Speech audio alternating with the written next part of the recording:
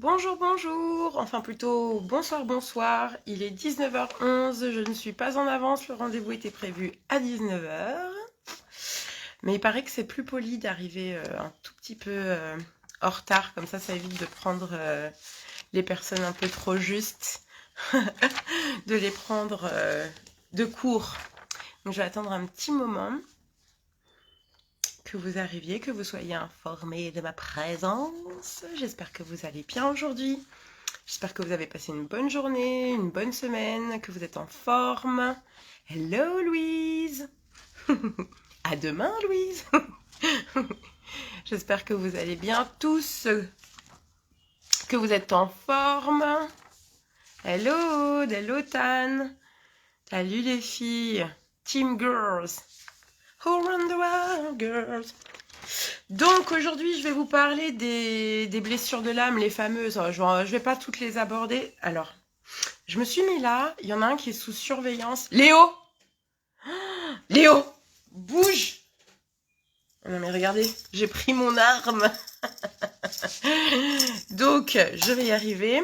J'ai dû me mettre dans le salon parce que j'en ai un qui attaque les endives au jambon dès que j'ai le dos tourné. C'est dangereux. Si je reste pas bien attentive, on risque de voler mon dîner. Je sais pas si vous vous rendez compte, c'est dur ma vie. Donc je vous disais, oui, aujourd'hui, j'ai prévu de vous parler des blessures parce que hier, j'écoutais une autre thérapeute dont je suis en train de faire la connaissance, qui est assez cool, ma foi. Et je me suis dit, ouais, en fait, là, je me suis rendu compte d'un coup qu'il y avait des choses que j'avais pas forcément dites, abordées, qui méritaient que je les aborde pour que vous puissiez aussi peut-être mieux utiliser les séances que j'ai mis à votre disposition. Et puis pour revenir sur ce sujet, voilà. Donc je vais pas refaire tout en laïus sur les blessures, même si peut-être que je serai obligée par certains moments de revenir dessus. Du coup, j'ai décidé de garder. Vous avez vu, j'ai appelé maintenant mes petites vidéos, mes petites capsules comme ça. Je vais les appeler les petits grains de sel. Je rajoute mon petit grain de sel. Comme j'ai l'intention de faire des vidéos qui seront assez courtes, voilà, c'est important pour moi de les aborder. Enfin, et puis de lui donner un petit thème, et puis voilà. Donc je reviendrai, je pense, d'autres fois, ponctuellement, comme ça, quand je pense à des choses qui me semblent importantes, voilà, à vous dire. Donc j'avais déjà fait d'ailleurs un premier live sur les 5 blessures de l'âme. Bon, je vous avais dit déjà au cours de ce live qu'il y en a d'autres, hein, que c'est pas une liste exhaustive.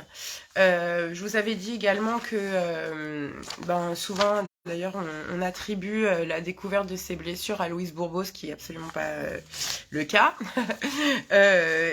En fait, je voulais revenir là-dessus parce que, comme vous le savez, sur ma chaîne YouTube, donc vous avez une playlist avec 5 séances que j'ai mis à votre disposition au sujet des blessures, de ces fameuses blessures. Et je voulais revenir dessus. Tu sais, Léo, je te vois, hein. Non mais, faudrait que je puisse retourner la caméra pour vous montrer. C'est assez extraordinaire ce qu'il fait. Il est en équilibre sur la chaise du bar. Enfin bon, bref.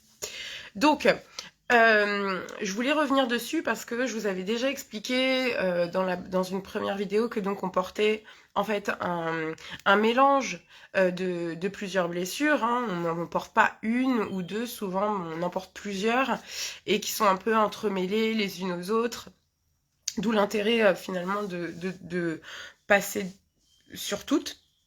Et puis je me suis rendu compte qu'en fait j'ai lu aussi pas mal de les commentaires qu'il y avait sous mes séances d'hypnose et je me suis rendu compte qu'il y avait pas mal de questions de l'ordre de «Ah, mais Véronique, attendez, combien de fois on doit faire cette séance Ah, ou moi j'ai déjà travaillé telle blessure, donc j'éprouve pas le besoin de revenir dessus. C'est fait, en gros, comme si une fois qu'on l'avait travaillé, bah voilà, la blessure elle est cautérisée et fin de l'histoire. Et donc ça me semblait hyper important de revenir sur ce point parce que en fait je pense que c'est un point sur lequel j'avais pas insisté. C'est-à-dire que faut bien comprendre que les blessures de l'âme, c'est des blessures finalement quelque part qu'on va porter toute notre vie. Attention, guillemets géants. On va les porter toute notre vie dans le sens où vous avez été, admettons, voilà, on a été abandonné, mais vraiment, c'est-à-dire on sera un enfant abandonné. C'est pas parce que vous avez guéri avec des guillemets géants cette blessure que du jour au lendemain vous allez perdre le souvenir de ce qui vous est arrivé et puis que ça n'aura plus aucune influence sur vous. Ça change rien à votre histoire, ça ne modifie pas l'histoire. Donc ça me semblait important de revenir là-dessus et en fait de donner une autre lecture des blessures. Moi je pense que en fait on ne guérit jamais totalement, même si effectivement j'ai appelé ces séances guérison. Ça me semblait super important de revenir dessus dans le sens où je pense qu'on ne guérit jamais totalement en fait. D'une blessure, je pense qu'en fait simplement les blessures sont des occasions. On a tous des blessures déjà. Je veux dire, même si vous êtes né dans le meilleur environnement, voilà.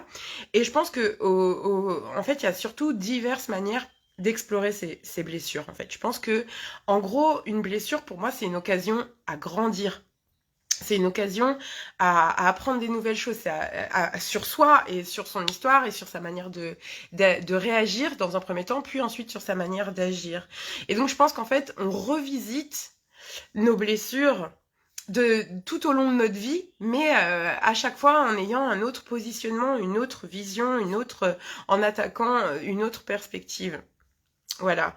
Donc ça veut dire que oui, quelque part, on va pas garder... Il y aura une évolution. Quand je parle de guérison, ça veut dire que on va pas la vivre émotionnellement de la même manière toute notre vie. Et donc oui, sur ça, on va voir une évolution, on va se voir grandir, on va voir qu'on n'est plus dans les mêmes réactions. Mais on pourrait effectivement quand même être surpris. Et par exemple... il peut vous arriver pendant des années, par exemple, voilà, moi j'ai un exemple concret, bon, encore une fois, vous savez comment je suis, j'ai tendance à prendre mon histoire personnelle pour un peu illustrer. Et je pense que pour ceux qui me connaissent, puis pour ceux qui me connaissent pas, je vais quand même remettre les choses dans le cadre. Souvent je parle de ça parce que j'accompagne maintenant pas mal de personnes dans le deuil. Et moi-même, en fait, je pense que par exemple, si je vis les choses de cette manière-là, si j'accompagne autant de personnes dans le deuil aussi, c'est parce que moi-même, j'ai vécu un deuil extrêmement difficile, un deuil qui a duré plus de 20 ans, où j'ai pris 20 ans à faire le deuil de ma grand-mère paternelle.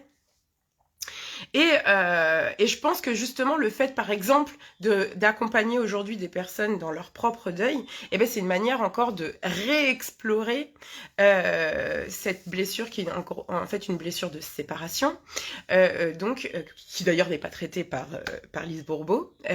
Mais donc moi, je pense que c'est une autre manière d'explorer cette blessure. Et parfois, je vous l'ai déjà dit, quand je travaille sur les personnes, je sais que ça travaille sur moi aussi. Et par exemple, j'ai déjà été surprise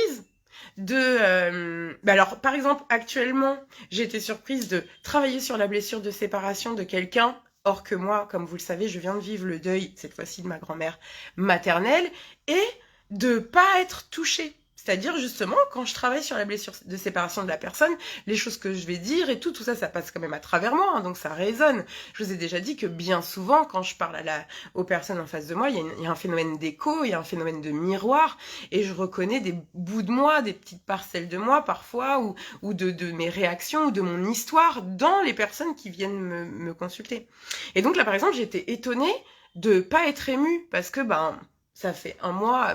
à peine que j'ai perdu ma grand-mère, quand je me suis dit, bon ok, je vais travailler cette blessure de séparation, je m'attendais à ce qu'il y ait un écho, et il n'y en a pas eu. Et je me suis dit, waouh, en fait, ça me renseigne, et ça m'a donné d'ailleurs un super renseignement, c'est-à-dire que ça m'a permis de voir que, bien que par moments j'ai encore des moments de tristesse, parce qu'il y a des moments où je résiste au fait que je pourrais plus voir ma grand-mère, et que donc je pourrais plus collecter des nouveaux moments avec elle, et ça me rend triste de le dire de cette manière-là, parce qu'en fait c'est pas vrai, mais ça j'y reviendrai. Ça me rend triste de penser comme ça, et là ça va me provoquer une émotion. Mais en attendant, quand je pense que j'ai pris 20 ans à faire le deuil de ma grand-mère paternelle et que je vois où j'en suis aujourd'hui, je me dis waouh, ouais, j'ai fait un immense chemin sur ma blessure de séparation depuis. C'est assez incroyable même, parce que là, je sens bien que après tous les deux ils sont différents aussi, hein, faut pas faire non plus trop d'amalgame, mais voilà, ça vous renseigne quand même. Tout ça pour dire que donc, à chaque fois qu'on est en réaction par rapport à une de nos blessures, ça veut pas dire qu'on en est au même point qu'on en était avant.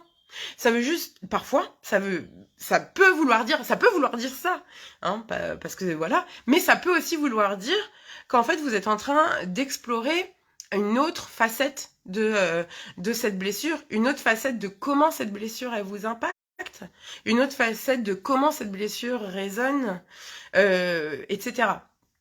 Donc voilà, déjà, est-ce que vous m'avez suivi jusqu'à maintenant?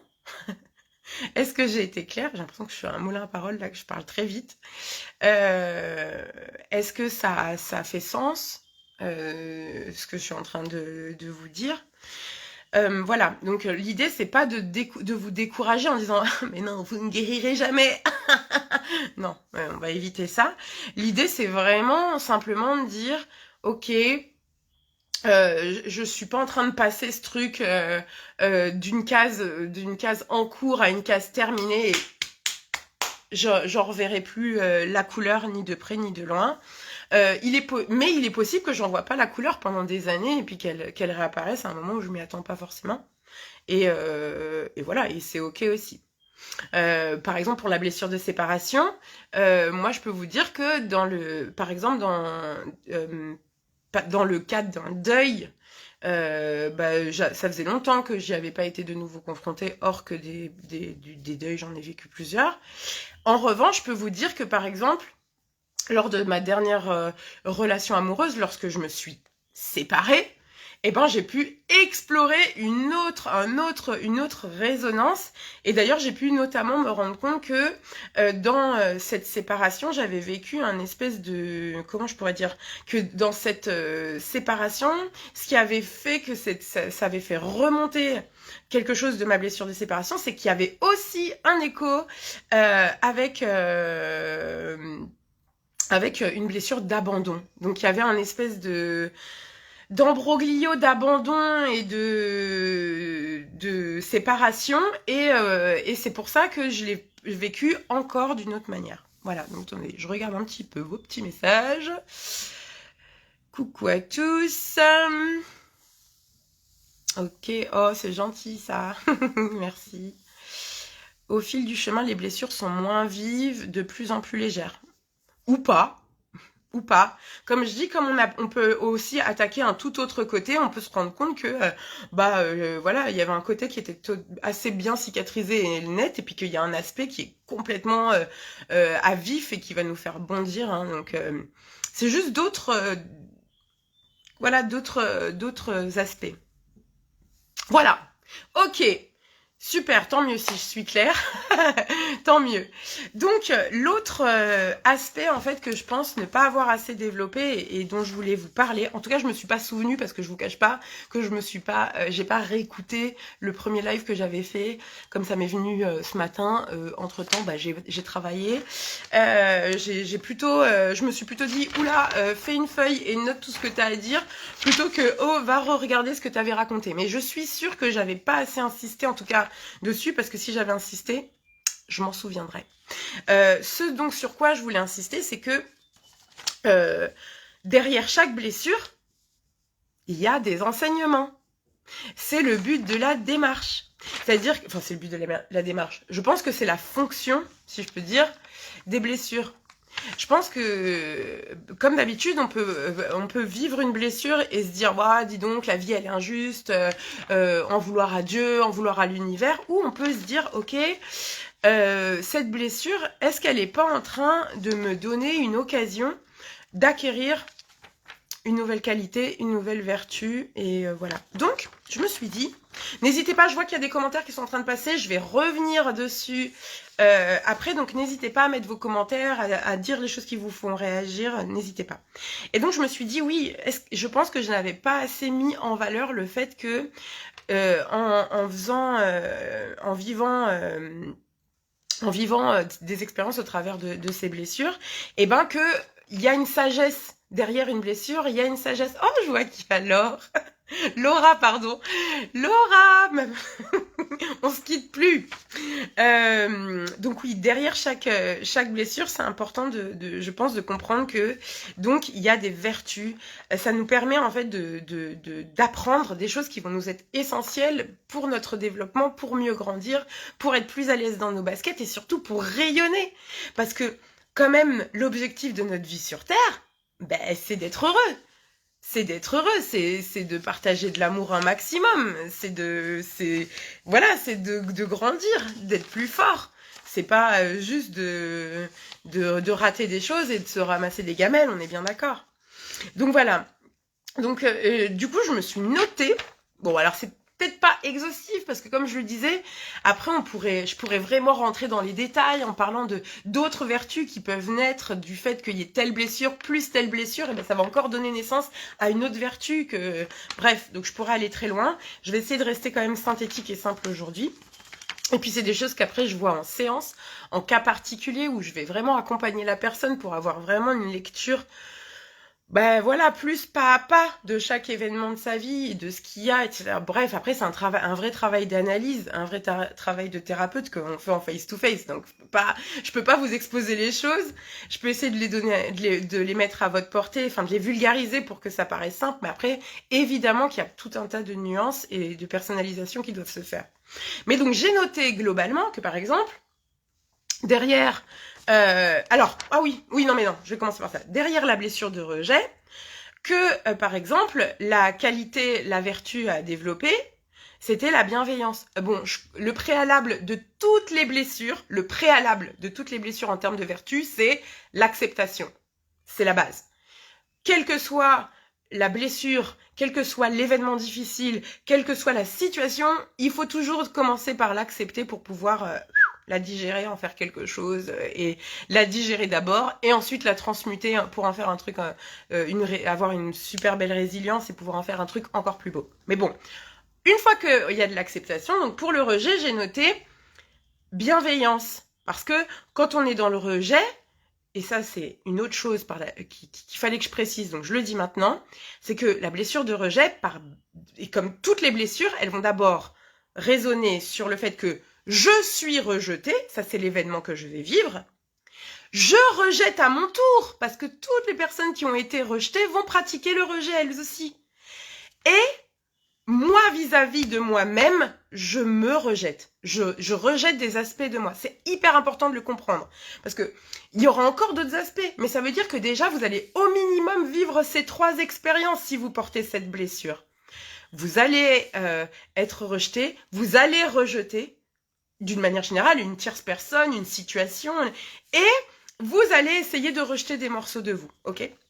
Et donc, au travers de ces 3 déjà grands axes que vous allez vivre, l'idée, c'est de développer la vertu de bienveillance, c'est-à-dire d'accueillir sa vulnérabilité, avoir le droit d'avoir été vulnérable et d'avoir été et du coup d'avoir été rejeté peut-être pour ça, parce que cet extérieur il a jugé que j'étais pas suffisamment bien, pas suffisamment bon pour mériter son attention aussi, donc il m'a rejeté.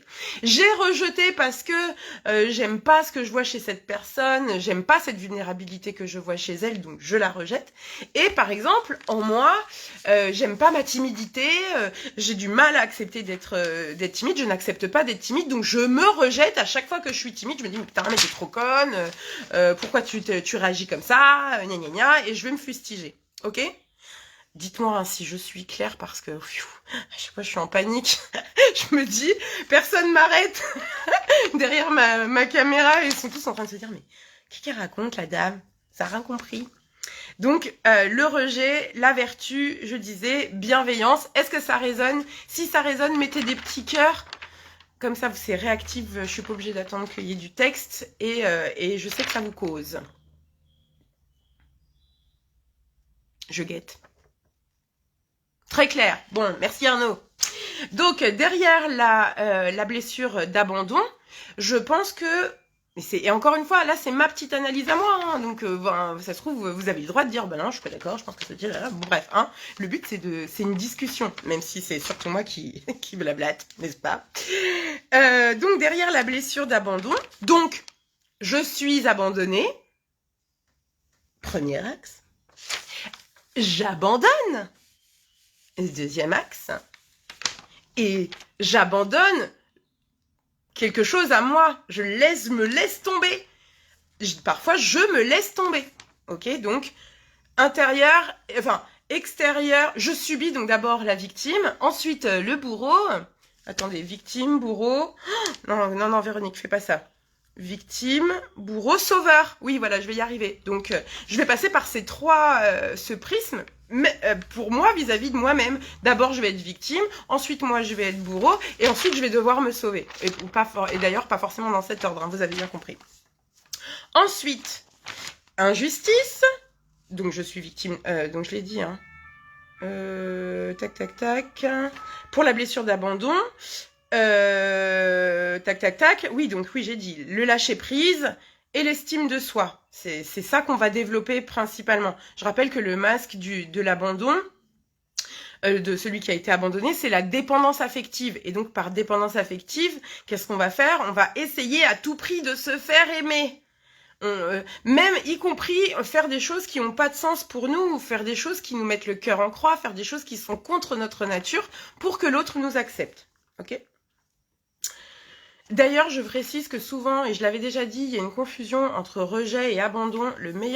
Un des moyens, c'est pas toujours sûr à 12 000%, mais disons qu'à 90%, de chance, si la personne qui vous rejette est une personne, ou qui vous rejette ou qui vous abandonne est une personne du même sexe, alors c'est un rejet. Oui, c'est ça, alors c'est un rejet. Et si c'est une personne du sexe opposé, c'est l'abandon. Donc c'est pas la même blessure qui va se réveiller en fonction de quel sexe est concerné. Ensuite, derrière la blessure d'injustice, donc c'est le masque du rigide, hein, vous vous souvenez, pour celui qui est victime de la blessure d'injustice, je vais me redire. Pour moi, c'est super important qu'on respecte le droit, mes droits, que les gens respectent les règles. Donc je vais avoir une posture comme ça. Et la vertu à acquérir pour la personne rigide, donc c'est avec ça qu'elle va pouvoir se guérir. Hein.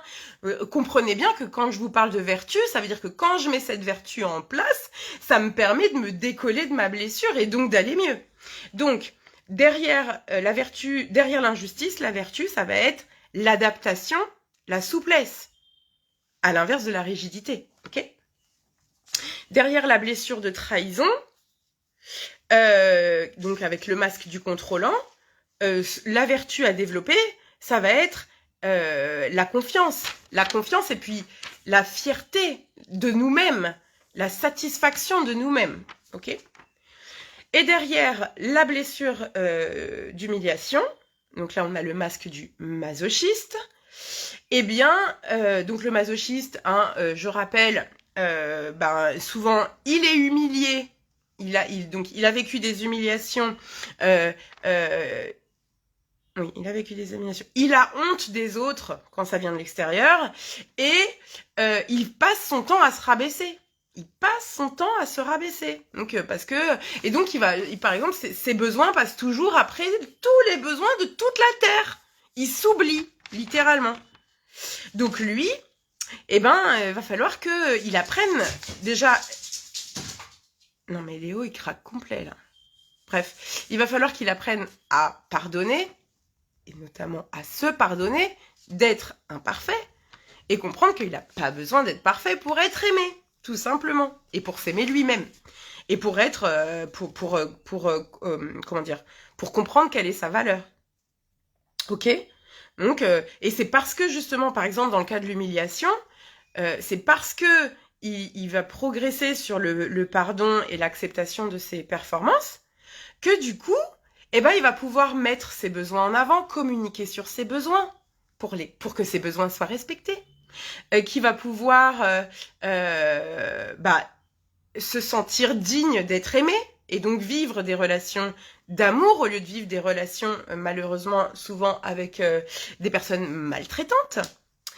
Et surtout, il va oser se respecter, hein, et donc se faire respecter. Voilà. Donc, est-ce que j'ai été claire? Parce que là, franchement, j'ai amené pas mal de nuances, Putain, ça fait déjà presque une demi-heure. Combien de temps ça fait que je tchatche? Moi, il n'y a pas écrit la durée. Donc voilà, je voulais revenir sur ces aspects, je voulais vraiment revenir sur le fait que donc derrière chaque blessure, il y a une vertu, que c'est grâce à cette vertu qu'on se soigne, et je reviens tout de suite parce qu'il est en train d'attaquer mes endives. Qu'est-ce qu'on fait là? Pétard. Donc je te prends avec moi, comme t'as un petit boulet. Je vous montre le petit boulet. La tête. Ah ouais, t'es malin là, hein? Bref, donc je garde le petit boulet avec moi. Espèce de gros relou. Ah oui. Mon Dieu. En fait, je sais pas si je vais pas manger du chat, je vous dis franchement, parce que là, y en a qui mangent du lion avec la pleine lune. Regardez-moi cette tranche de cake. Tu te vois là? Est-ce que tu te vois là? Tu te trouves beau? Regarde, tout le monde voit que t'es une minuche. Hein? Surtout que vous vous doutez bien que je lui ai donné un petit peu à manger avant. Bref, donc voilà. C'était super important que je vous raconte. Je voulais préciser ces choses-là parce que je pense que ça participe vraiment. Ouais, t'as vu, ils te font coucou. Il est indigne de vos coucous.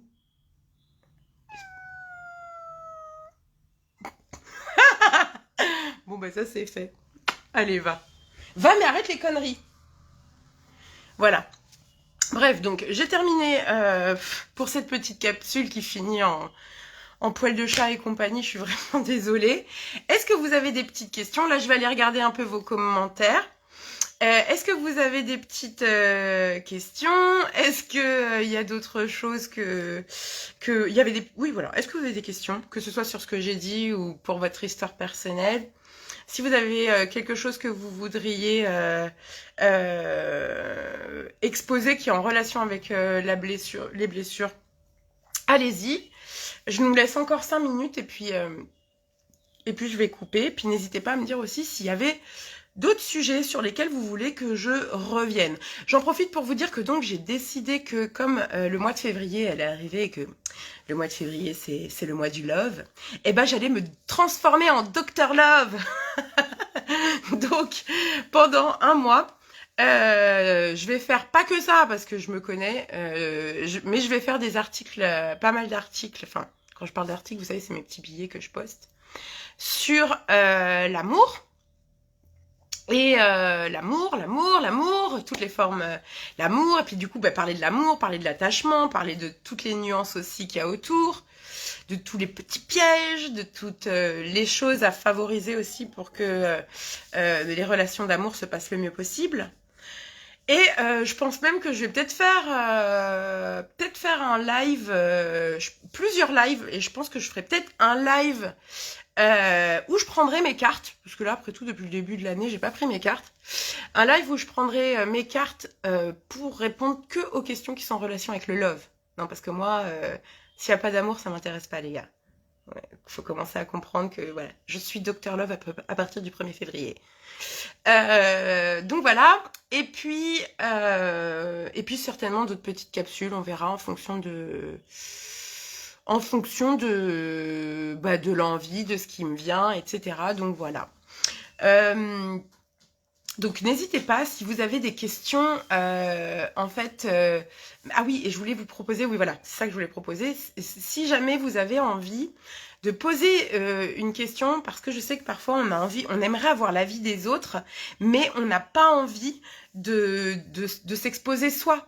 Donc si vous avez une question où vous voudriez avoir les conseils de la communauté, parce qu'on a la chance d'avoir une communauté super bienveillante, et ça fait plaisir.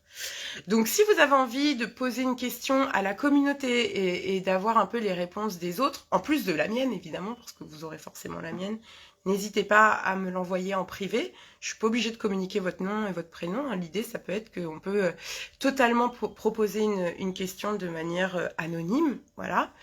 Et sinon, je me disais que peut-être avoir... parce que je crois que maintenant c'est possible en plus. Attendez d'ailleurs, je m'en profite, excusez-moi, je regarde juste un truc. Oui, voilà, c'est ça. Donc voilà, je voulais vous proposer aussi, pour les personnes qui veulent, pourquoi pas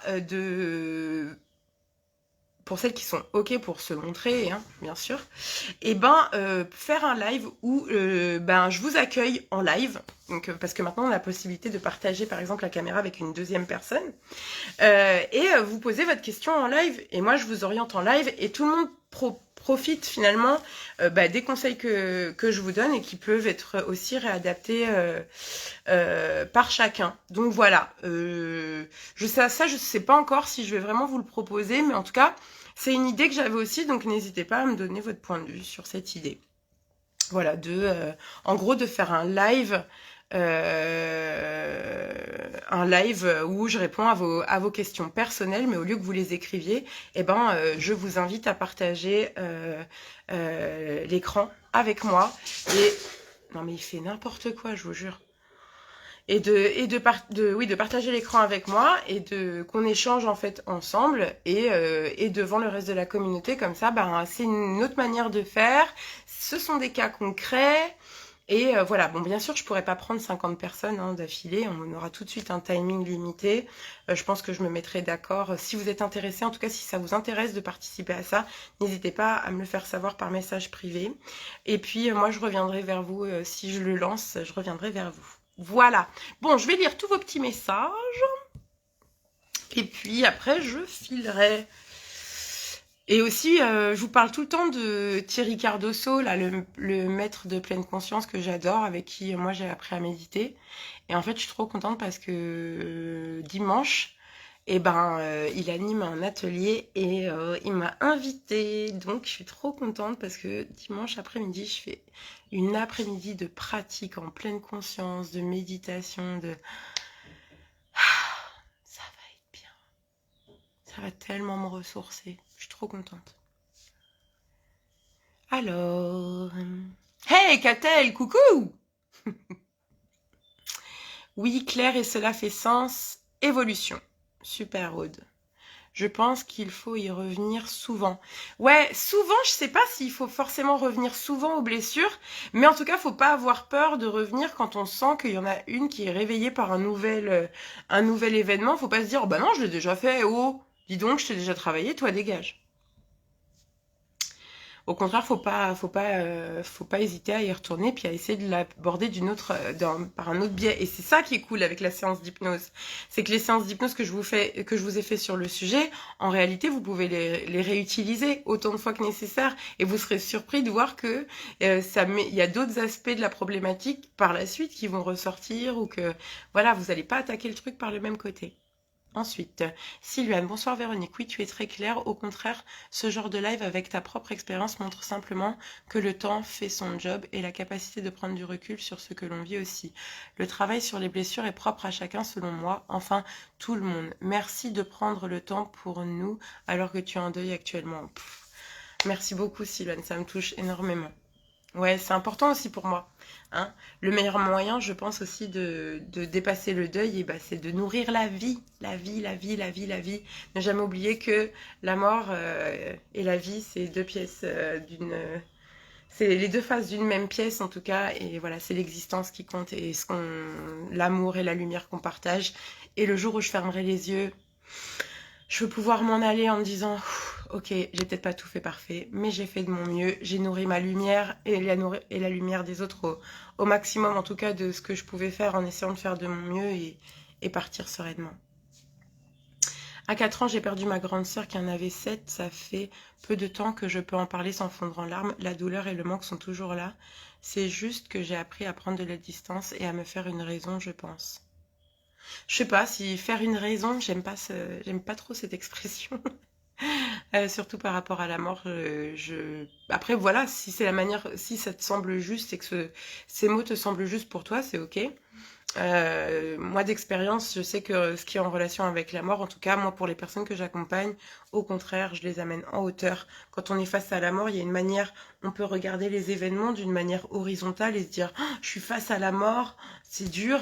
Et justement pour sortir de cette situation, comme on peut pas changer la mort, on peut pas changer que la personne elle est plus là, je pense que le meilleur moyen c'est au contraire de prendre de la hauteur, de s'élever et de regarder ça de plus haut.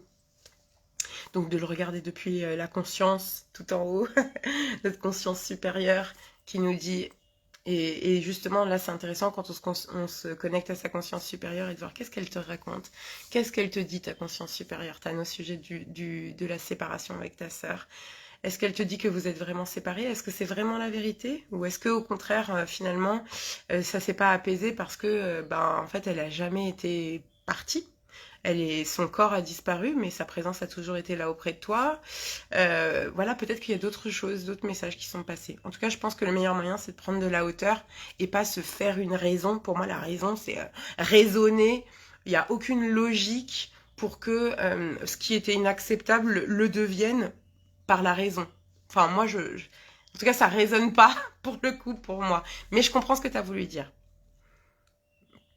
Un peu d'expérience, moi j'ai pris 20 ans à faire le deuil de ma grand-mère, ça me provoquait de la colère, ça m'a même provoqué une perte de foi. Je croyais plus en Dieu, je croyais plus en rien, je croyais plus même pas en l'univers, en rien de supérieur à nous, vraiment ça a tout annihilé quoi. Il y a eu un espèce de... Enfin j'ai vécu ce que certains appellent un désert, et voilà quoi, tout a disparu. Je bois toujours vos paroles, c'est très clair, j'ai conscience que mon deuil a évolué et que c'est normal d'être triste à certains moments. Maintenant, grâce à vous, j'ai les outils pour mieux rebondir. Exactement, Laura, cœur sur toi. Ouais, le deuil, c'est jamais toujours évident, mais ils sont toujours avec nous. L'amour, c'est toujours l'amour qui gagne. Arnaud, et ça résonne à mort. Tant mieux. Et arrête avec tes expressions dans les games. On te comprend, rassure-toi. Tant mieux. Aude, tu es claire et concise. Tant mieux. C'est Suguna... Attends. Doucement. Doucement. Oh, putain. Hop. C'est Suguna. Le prénom, ça se prononce comme ça. C'est complètement cela. Être en amour de soi. Surtout pour avancer sur les chemins de la guérison. Petit doudou. Petit doudou d'amour. Ouais, c'est ça. Pour avancer dans la guérison avec soi-même, de toute façon, ça passe par nous aimer, aimer le petit en nous aussi. Ce qui nous rend misérables, minables, minuscules. Arriver à aimer même les parties les moins jolies, etc. C'est tellement facile d'aimer ce qui est beau, ce qui est net, ce qui est lisse. C'est plus dur d'aimer ce qui n'a pas l'air de rentrer dans les cases, etc. Donc, ouais. Suguna, d'accord. Très joli. J'aime beaucoup ton prénom.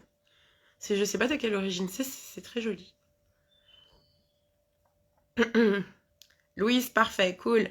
Sylviane, oui, merci beaucoup d'avoir précisé tout cela. Coucou Léo. T'as vu? On t'a dit bonjour. À mon cœur. Elle est barrée la thérapeute, hein. Arnaud, fais attention, hein, quand tu vas revenir en soins énergétiques, on ne sait pas ce qui pourrait t'arriver. Hop. Les yeux de Léo. Eh oui, Léo les yeux bleus. Blue eyes, baby's got blue eyes. Sympa ce petit rappel, j'avais oublié des trucs, super. Difficile d'oublier quelqu'un qu'on a aimé. Faut-il l'oublier? That is the question. Dans le genre de Léo, Douman m'a collé de la pâte à modeler sur l'oreille pendant que je t'écoutais. La classe. Histoire personnelle, je m'engage souvent vers des personnes maltraitantes, mais maintenant je m'en aperçois plus vite. Ouais. Ouais, ben peut-être que là, il y a quelque chose à reprogrammer de l'ordre de arrêter de m'intéresser à des personnes qui font écho à cette blessure-là. Ça se travaille en hypnose. Arrêter d'attirer à moi des personnes qui ne sont pas faites pour moi.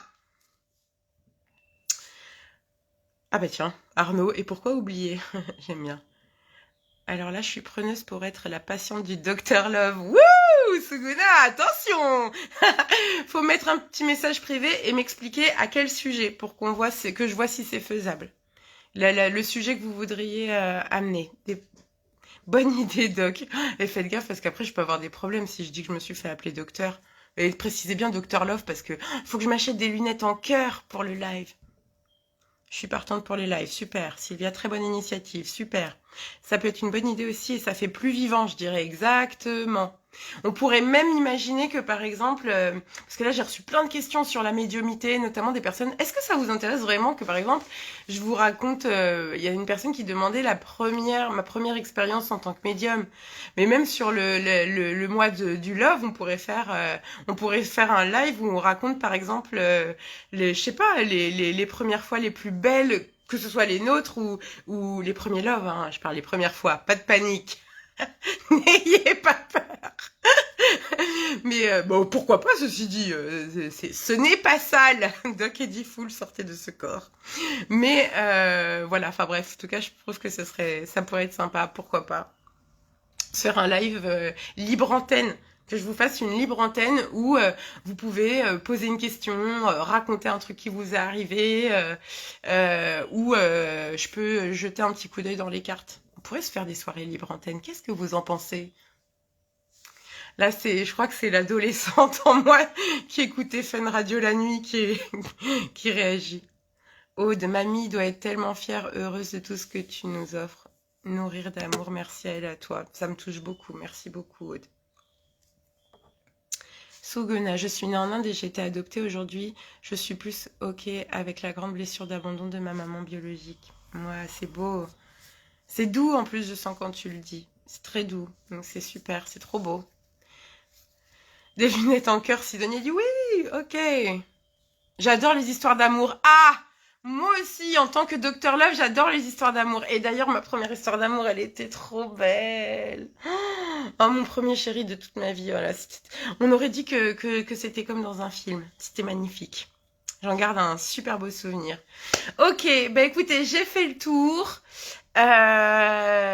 Si on fait une libre antenne, n'hésitez pas à me dire peut-être le jour qui serait le mieux. Est-ce qu'on se ferait pas la libre antenne le dimanche soir, quand les enfants sont couchés. Enfin, moi, c'est le chat qui sera couché. Donc, en tout cas, je vous fais de gros bisous. Je vais filer. Je pense bien à vous. J'espère que vous avez apprécié encore cette petite capsule. Si c'est le cas, n'hésitez pas à aimer cette page. N'hésitez pas à aimer ce contenu. N'hésitez pas à aimer ma page YouTube et à aimer le contenu aussi sur YouTube. Et puis, le mois de février est à nos portes. Donc, frottons-nous les mains. Et puis, à très bientôt. Voilà, je vous embrasse très fort. Passez une belle soirée. À demain. Il y en a beaucoup que je retrouve demain. Demain, il y a la séance. Et puis, on se retrouve pour une prochaine capsule. Donc, n'hésitez pas à me donner des idées. À bientôt. Ciao, bonne soirée et bon week-end.